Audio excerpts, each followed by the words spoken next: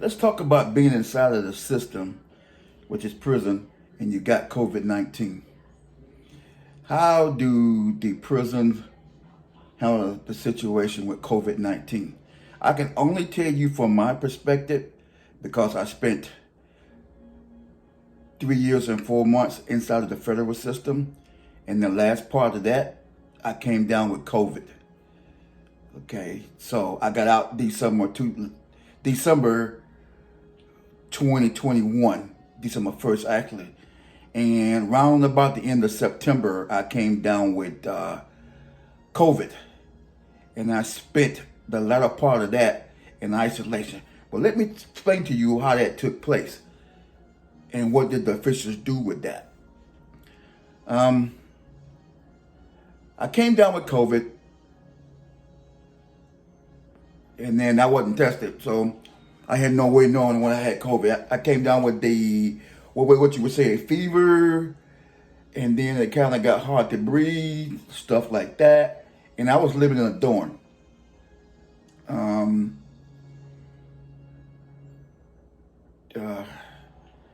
I went to the CO at the desk, and he was a pretty good guy. He said, "Hey, big guy, I would call the nurse up here." The nurse came up and took the temperature. At that particular time, that first reading, it was not high temperature. Okay. 2 days later, came back, took the temperature again, was high. So they moved me off of that particular ward, and they took me to like a closet at first. It was like, it had all kind of bed parts, but they had a bed set up, but it really was a storage closet. So they kind of stuck me in that thing for about 2 or 3 hours. Then they come to find out, well, we can't keep him in the storage closet, so we might as well move him to a better place. So where could they move me? Okay, just think about it. Where could they move me so I won't infect anybody else? Well, so they moved me on the mental health ward, which they put me in a cell. They came and checked my temperature periodically. I was running the temperature. So what can you do? What can you do? Then come to find out, the unit that I was on, the whole thing had broke out where a lot of people came down with COVID. Okay, so then it was in a kind of like a panic. So what are we gonna do? So they made this special unit where they moved all of us into this one unit. We all had COVID, and some had it worse than others, and I was one of the ones that had it really bad. And they kind of like just let us sit there. And then finally one day I was so bad I couldn't even get up hardly, and I needed to be on oxygen. And I kind of hated to go to it took me forever just to go to the ice machine, get a cup of ice and put water in it and drink it. I hated even moving because I just didn't want to move. But they just left me there like, oh, he just got COVID. He would get over it. Just left me there. I mean, just like in the unit, like everybody else had it, but I think I was the sickest one on the unit. So they just kind of just left me there. And I'm like, what the fuck? Excuse my French. I'm like, but I couldn't do anything about it. And finally, the female CO came on. She's a good CO. She's from Ukraine. She came on and she goes, "Barnes, you really sick. I got to get you out. I got to get you some help." So she kept pressuring the people to come and help me, and that I was really, really sick. And they came and they wheelchaired me out of there. They took me this time to a medical unit, and they put me in a room with I think 6 other guys. And these guys already went through that process of having the COVID. And when I got to the point where I was thinking I had to do number 1, but when I go do the number 1, I was doing number 2 at the same time. So the nurses comes in and just throw me a bunch of diapers. right? And the guy said, hey, old school, don't worry about it, man. We'll take care of you. So I ended up cleaning myself up, but I never put the diaper on. No, I never did do that. So then they started giving me injections of some stuff. I have no clue what it was, but they was giving me just injections. Then they started giving me a cup full of pills, which I later found out was a steroid cocktail. But I had started getting worse. So then they moved me somewhere else to get me away from those guys. I don't know why, but they already had COVID. And they moved me somewhere else, and then they sent me when I was pretty much by myself with another guy, which I knew. And he looked at me, school, man, I always see you. You was always working out, blah, blah, blah. Man, look at you. You half dead. I didn't know what to say. I didn't say anything. And I hadn't had a shower in about 2 or 3 weeks. I just didn't. So I asked him, I said, hey man, can you go give me a bucket of water so I can just at least wash myself off? He said, no problem, man. And so after I got cleaned up and I laid down in the bed, they come and get me again. And the nurse said, hey Barnes, man, you really sick. We got to put you somewhere where you got to have oxygen. So they would tell me out of that thing.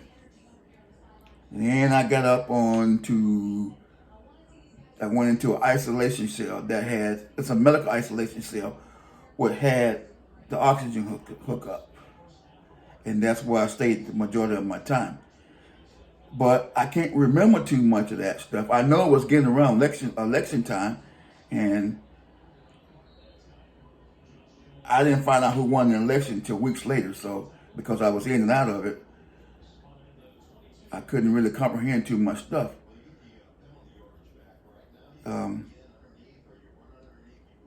Every day they would come in there and they would look in the doctor would come by every day. The nurse would come by every hour. And that gets to be a pain in the ass too. Every hour, just looking in there. And sometimes they come in there and take your temperature and then, actually, do you need anything? We'll go get you some ice and bring it back, blah, blah, blah. But, having COVID, blah, blah, blah, it was bad. Totally bad. Inside a prison. That's the way they deal with me with that. Now, I can't explain to you anybody else because I really don't know. Was that the right thing to do? In so many words, no and yeah. And I say no because you had a whole 9 months to get ready for stuff like that. And you didn't. You didn't get ready for it. You didn't put no protocol into place, okay?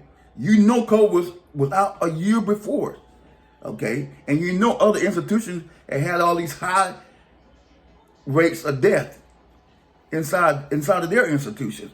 But in your institution, you decided we'll handle it as it comes. Now, the unit that I was on, here's the official tally.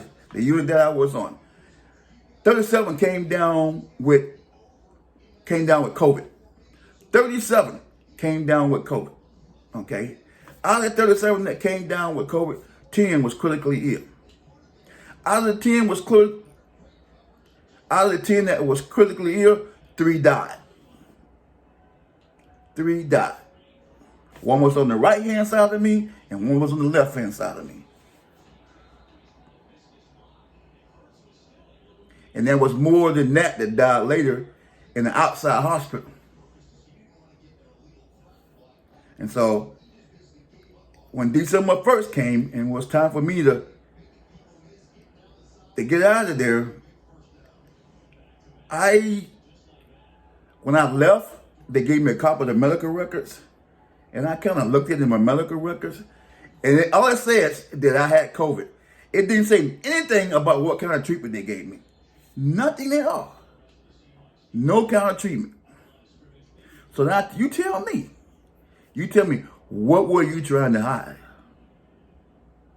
It doesn't talk nothing about my condition or whatever. It says nothing about that. Nothing. I remember waking up one morning And I just thought, well, I'm not sick anymore. I don't feel bad at all no more. I mean, this is totally odd. I don't feel bad anymore. I don't feel bad. And I was sitting on the side of the bed, and the nurse come by. Barnes, you sitting on the side of the bed. You okay? I go, yeah, I feel good. What? I say, yeah, I don't feel bad at all. Not anymore. You know. So she unlocked the door. She comes in. Oh my God. I'm like, what's the oh my God for? She go, oh, we thought you was gonna die. And I'm like, so this is why you sit me in this stupid ass cell. Like the guys on both sides of me passed away. So it was the same reason for that. But I didn't know that had happened until she actually told me that moments later.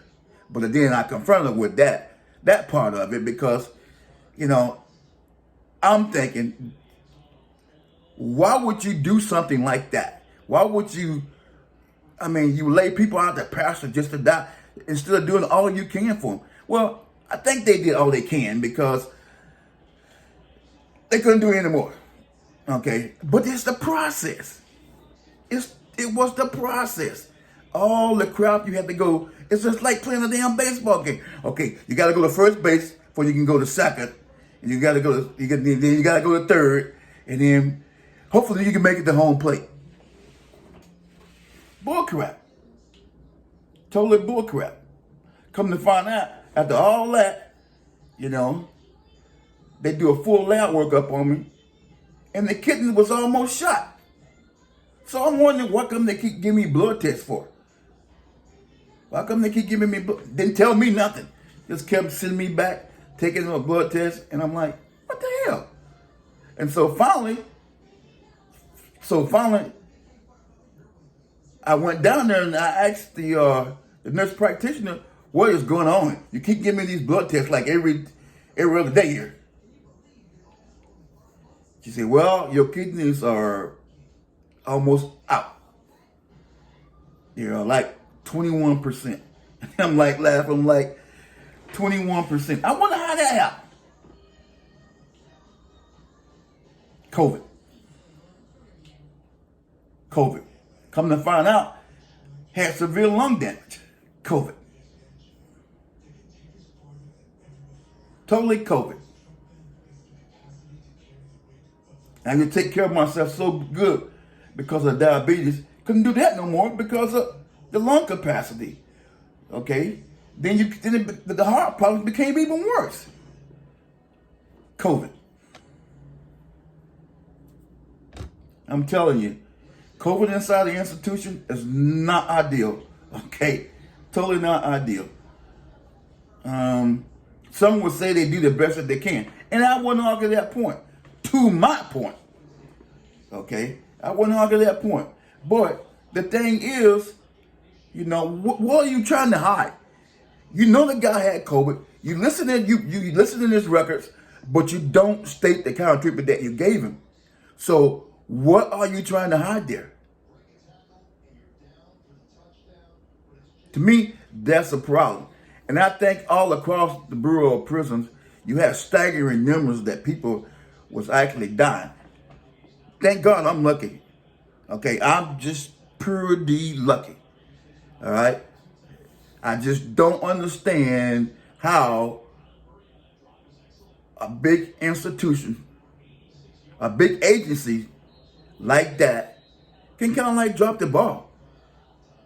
Okay? Well, just kind of like drop the ball. You know, some of us are not hardened criminals. Okay? It's not like that. You had a choice, a chance, and a choice to eliminate, to cut your capacity down. Okay? All right? You choose to pick and choose the inmates that you let out. Okay? You chose to do that. Okay? I worked in the system myself for many, many years. Okay? I did never see the stuff that I saw on the other side as an inmate. As an inmate. I didn't see that.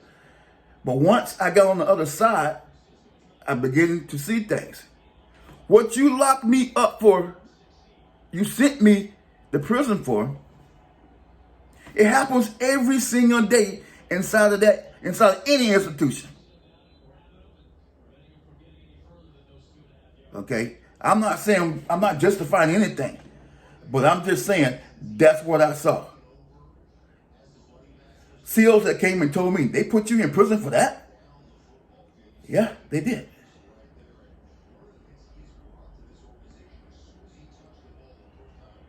I guess some will say justice done. And I say to people, no. I say, yeah, you can say justice was done, but I say to myself, God will say, well done. And the reason why he would say well done, because I beat the odds. I totally beat those odds. Okay, nobody can sit here and tell me anything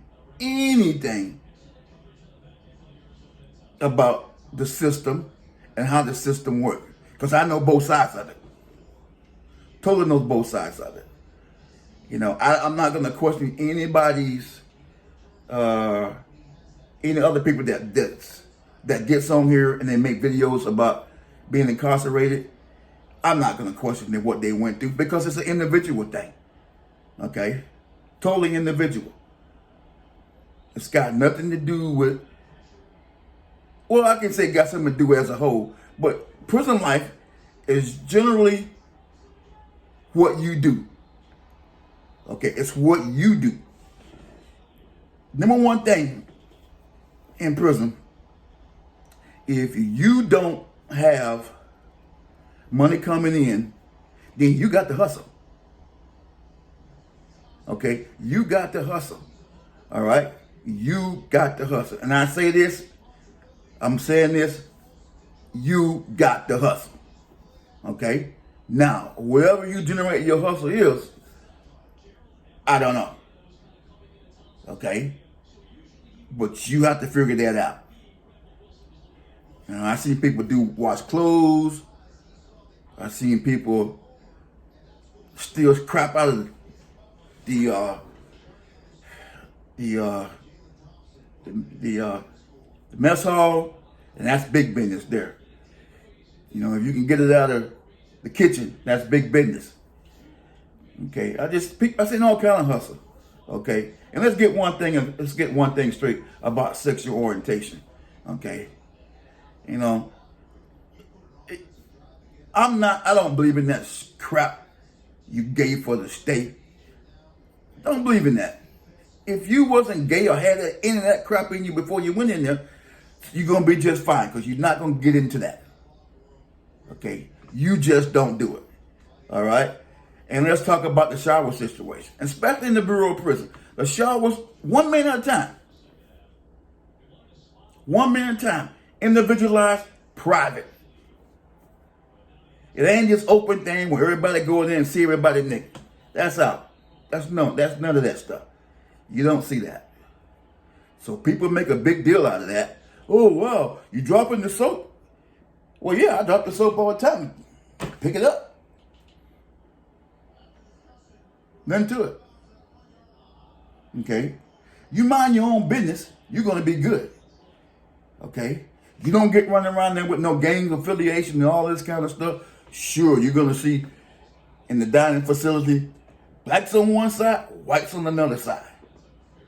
Okay? But to me, when I first seen that, I didn't know any better. It was my first time being locked up. So what I was supposed to do? You know?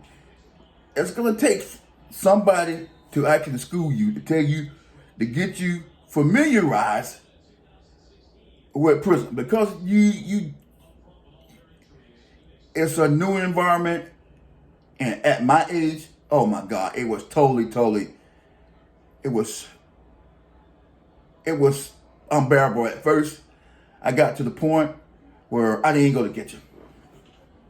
Didn't go. I didn't go. I had no food, nothing to eat. You know, I had just got there. The money hadn't got on my books yet. But I'm going to tell you something. There's always going to be good people, whether they're in prison or wherever they're at. And those guys knew I wasn't eating anything. So the first thing they did, they got all this stuff and they brought it and they gave it to me. Now, I was thinking like, the average idiot. Oh, okay. You don't take none from anybody, blah, blah, blah, blah, blah. And I go, man, I want none. I take care of myself. And the first thing one of the guys told me, look, dude, all right, there you go. You listen to all this false shit before you came here. Now you in here. Now you're gonna see how it really works. We got jobs. We got money on our books. We don't want shit from you. Okay? We want nothing. We know you're not eating. We know you're not going to the chow hall. Take this. And we don't want it back. First thing I did, I was glad they had it. I looked at the stuff they had some pretty good stuff in there. Psh, man, that kind of lasted me until my stuff got on my books. I was good. Totally good. Then I started learning the system a little bit. But what I was in there for, I was a target. Okay? I was the target for every daggone pretty much asshole around. Pretty target. I'm not a sex offender. Okay? Ex-law enforcement. So you figured that one out. So they was coming after me left and right. Left and right. But when you stand up for yourself and you get in so many different fights, you have the shot callers coming out and say, okay, this shit is enough. School taking care of business. And we're going to start taking care of school. Okay? Nobody fucks with school. So it came out to be one of those type deals. You know? And then when I got transferred, you know, I got with one of the really good shot callers there, you know, really good, really high up in the game thing on the outside. Okay? But I took him to school. I educated him on a lot of different things about the world, about showing him different things. One of the main things I did, show him some parallels between what Trump doing and what Hitler did back in his days. It's pretty much no different. Okay? And once he said stuff like that I knew basically what I was talking about, so he started getting his little crew, and like, no. Nobody fucks with school.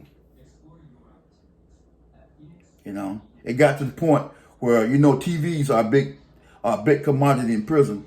So what people started doing, what he started doing, he had controls of remote control. So he said, "Pete," and he even told the store man, you know, the bookie, the store man, and all. He said, "Man, when y'all cut the TV off, y'all go get the remote control to school. School keep the remote control. He's up 5 o'clock in the morning, and he'll give it back to you around about 3 o'clock in the afternoon." So I basically had control of the TV from that time, and everybody respected that. Okay, everybody respected. There was no problem with that. No problem with that. Everybody had their own space inside the TV room where they sit down at. But getting space in the TV room takes a little bit of time because the TV room is but so big. So you can only get so many chairs in there.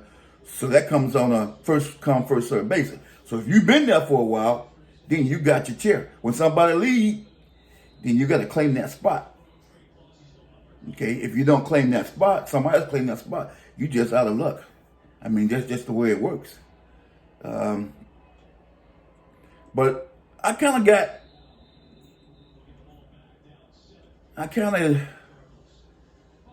got taken care of. You know, I always gave back, just unwillingly. You know, and you know I hate when guys get in a little gambling debt. You know, and they'll come to me, "School, man, get me 2 6-packs. I mean, get me 2 12-packs, man. I pay you back." That's a good thing to do in so many ways. Okay? Because not only that going to buy protection from you, because those guys ain't going to let nobody school with you. For one, they know they in debt. They know you get schooled with, and they need something. Where they going to get it from? Where are they going to get it from?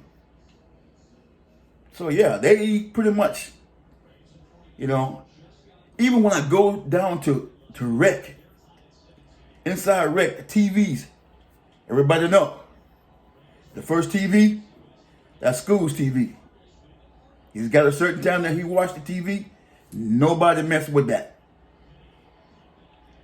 And it got to the point where I started kind of feeling bad because the sex offenders and you in prison now. We all in prison. We all don't need to be pointing fingers at anybody. And I was always asking the sex offender. I said, "What y'all want to watch, man?" "Oh, put it on this, school." Yeah. But again, the rest of the gangsters, they didn't say shit because they know. That's the way it rolls. So I didn't have a problem with anybody. Well, I did at first, but after a period of time, no. It always goes back to what you got that they don't. Okay, what they don't. Okay, they can't take anything from you. They probably can go in your locker and steal somebody, but that's one thing about where I was. Nah, that ain't happening.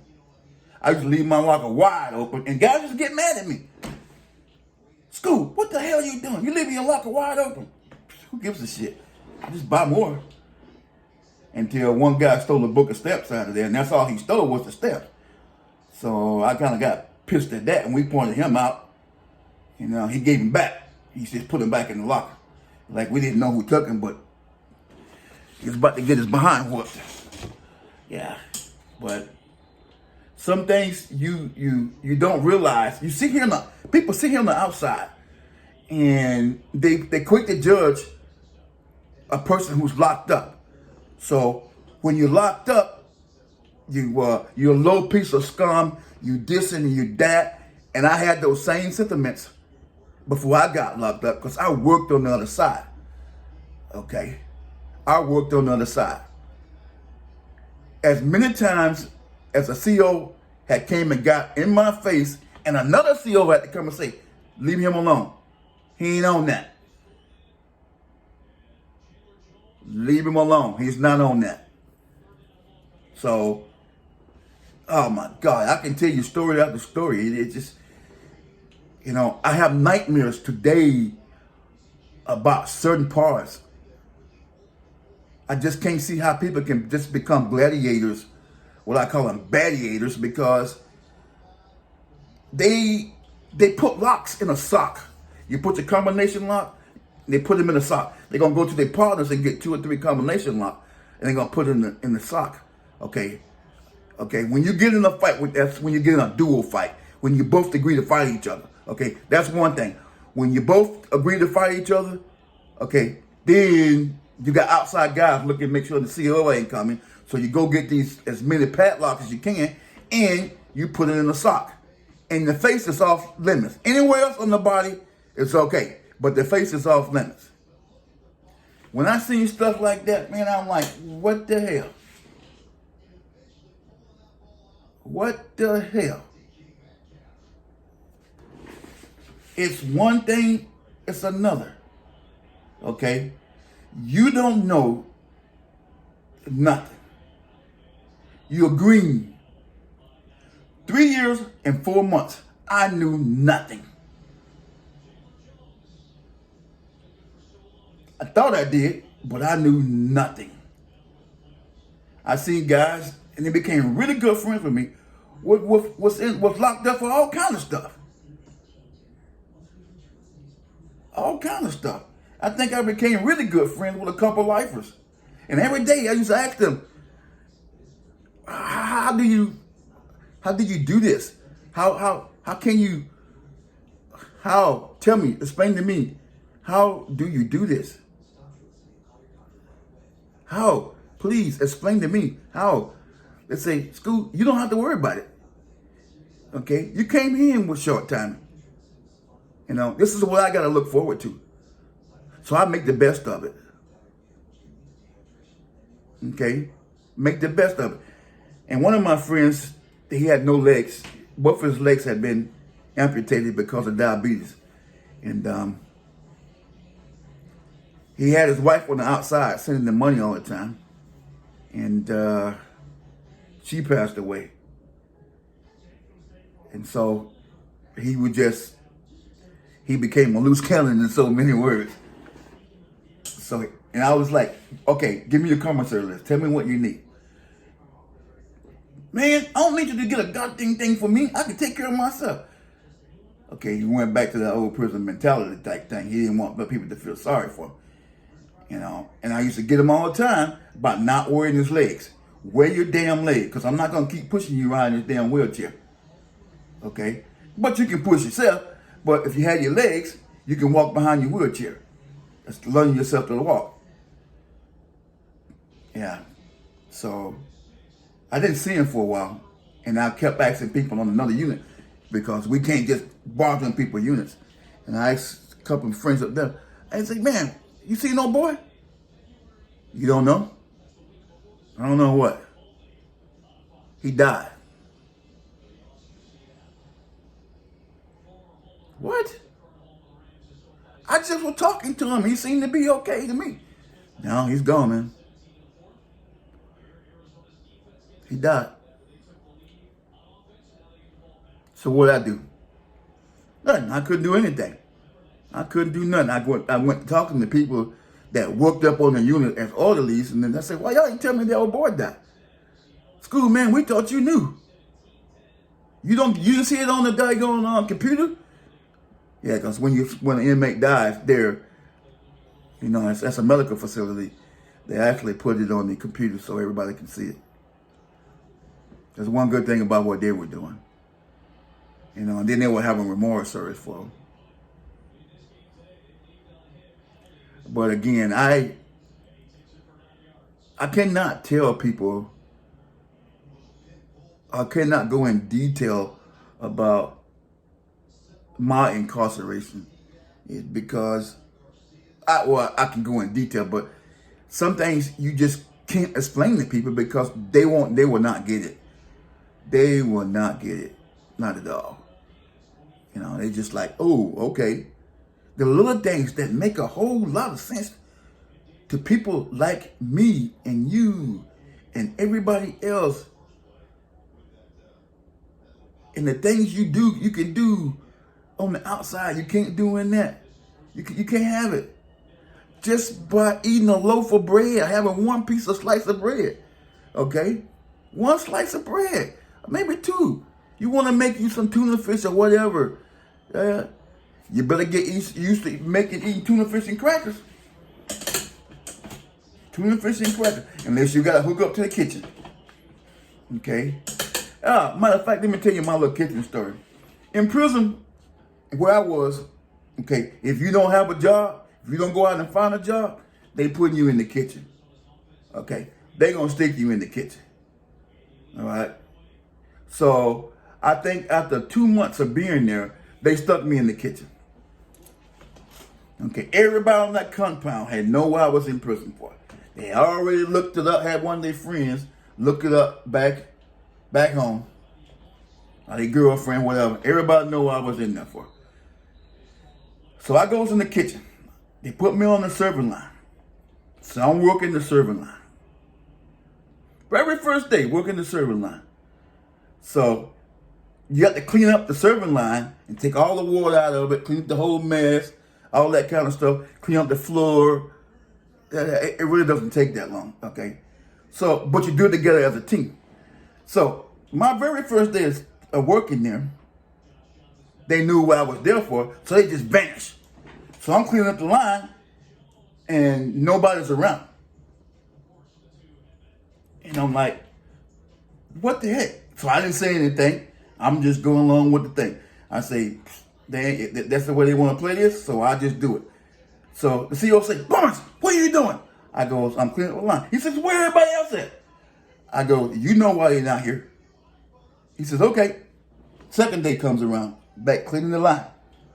Same thing happened. Nothing. Nobody's around. I'm cleaning the line.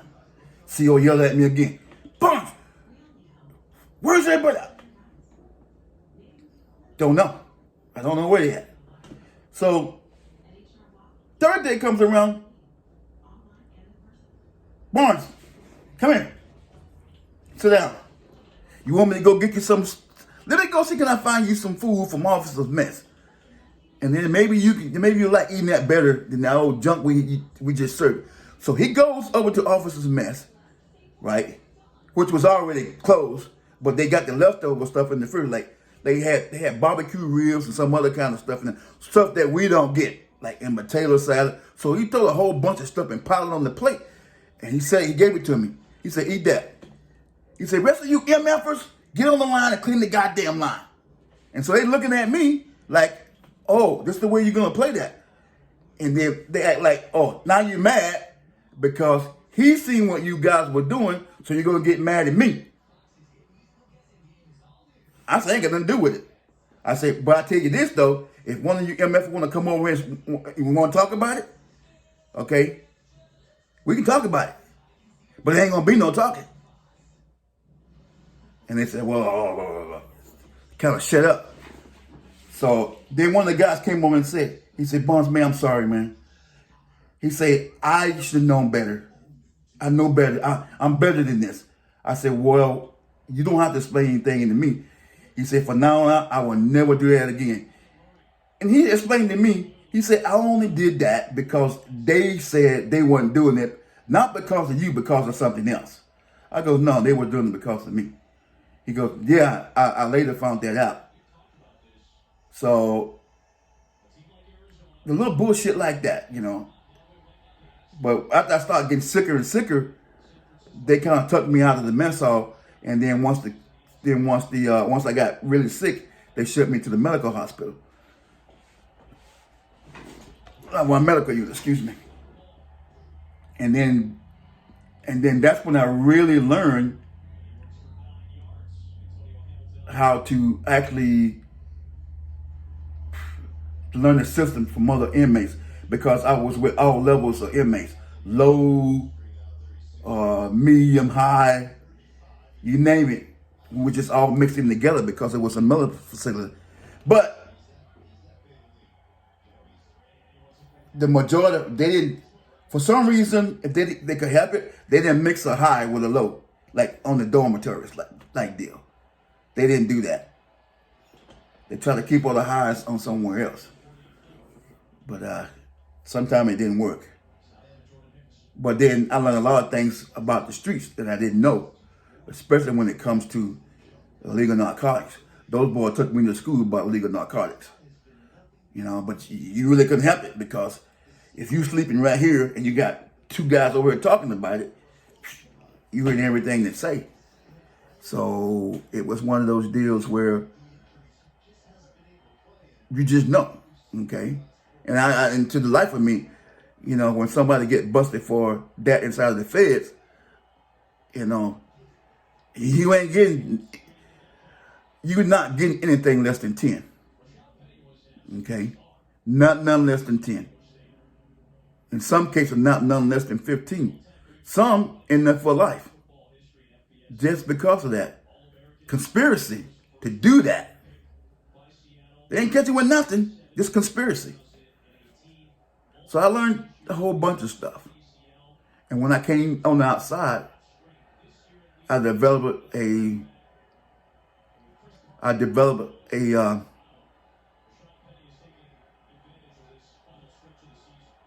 became isolated. And I'm still today. I don't want to be around people, because from what I've seen inside the institution, you know, it doesn't matter whether you're good or bad. You're a target. You're totally a target. You could be just doing nothing and you're a target. You know, and that's come from both sides, the COs, the inmates. You're just a target. Totally a target.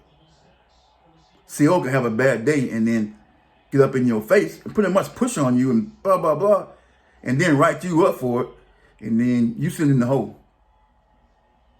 You just have to take it. You have to take it. I would say things like, yo, dude, you don't have to get up in my face like that. 9 times out of 10, another CEO will come to my rescue. But a lot of times, another CEO was not around. So I had to take it. Because they see you as the scum of the earth.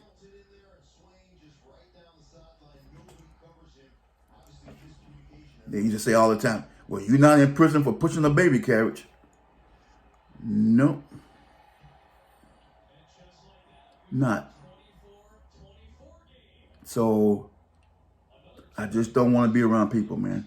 As you can see in my place, I'm already by myself. People will call me and I won't even answer the phone. Won't even answer the phone. Prison and COVID took a lot out of me. And so I will continue this on part 2 sometime in the near future. Thank you, guys.